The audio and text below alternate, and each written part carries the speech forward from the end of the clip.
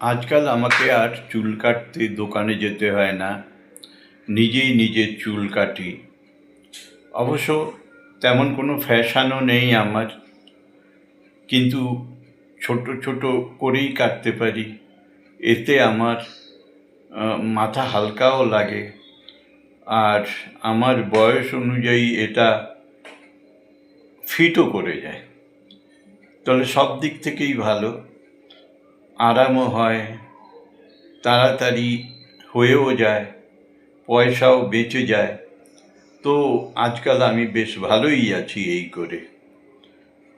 মাসে দুবার করে চুল কাটবো, সুবিধা থাকবে।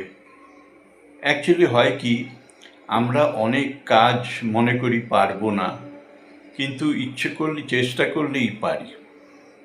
আবার অনেকের কাছে অবশ্য মনে হয় যে এটা লজ্জার ব্যাপার, কেন আমি এইসব করতে যাব। কেউ আবার বলবে পয়সা বাঁচাচ্ছে, কৃপণ। অবশ্য এগুলো তেমন ইম্পর্ট্যান্ট কথা নয়, তবু অনেকে আটকে যায়।